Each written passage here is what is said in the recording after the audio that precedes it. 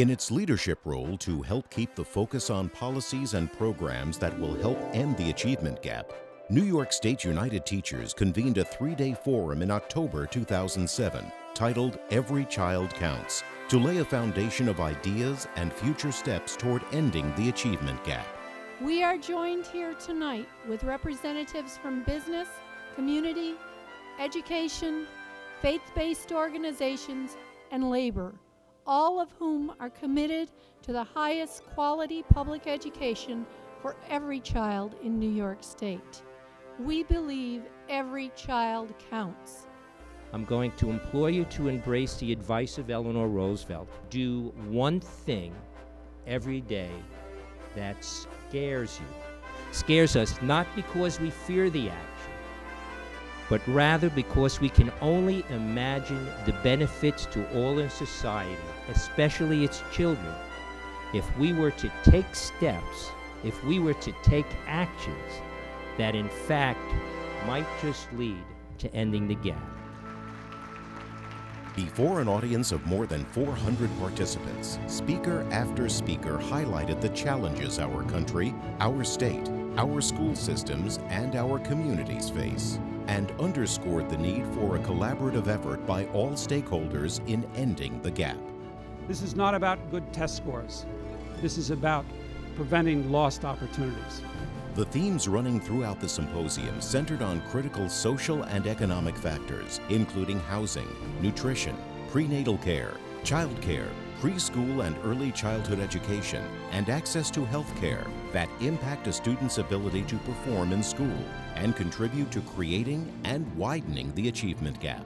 Anyone who actually spends time in schools knows that kids with greater needs need more resources.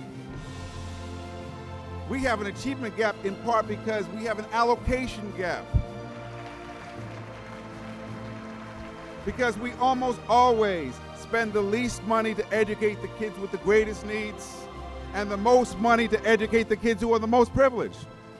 If it were really true that schools alone could close the achievement gap, we could forget about social policy entirely. We wouldn't need it. I mean, why worry about healthcare reform or housing or income distribution and any of the other things that we know are important if schools alone can close the achievement gap? Because if schools alone can do it, all we need to do is to whip teachers into shape, and at the end of this generation, we'll have a classless society. Those of you who know the history of American education know that if there's one message from our history, it is exactly that one. When we really focus on something, the fact of the matter is we make progress. We have a long way to go to fulfill the dream that has been laid out by so many. But we can do this in partnership with others, and we can bring more people to the table and force them or challenge them or perhaps inspire them to ensure that every child counts and that every child will have a good head start in life. Discussion and debate culminated in 10 key themes that lay a foundation for next steps.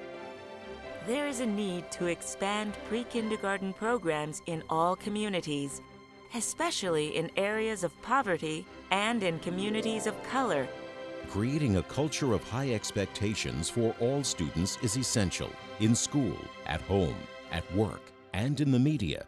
Educators need to meet parents where they are and pursue sustained partnerships and two-way conversations with parents to help close the achievement gap.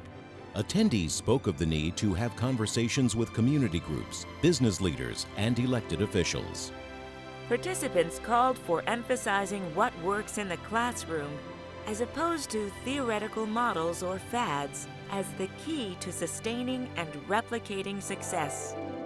The federal No Child Left Behind Act, while intended to help needy students, has actually widened the achievement gap. It's time to drop NCLB and go back to the original intent of the Elementary and Secondary Education Act, which is to help students in poverty, special needs students, and English language learners.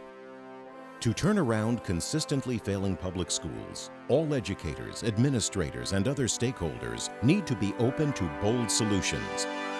Investing in school-based primary care, dental, and optometric services in poor communities will help address health problems that often prevent children from learning. Schools that serve children in poverty need the best teachers and school leadership. NYSUT, AFT, and NEA need to use their political voice to promote change. The unions must continue their activism to spur real progress on closing the achievement gap.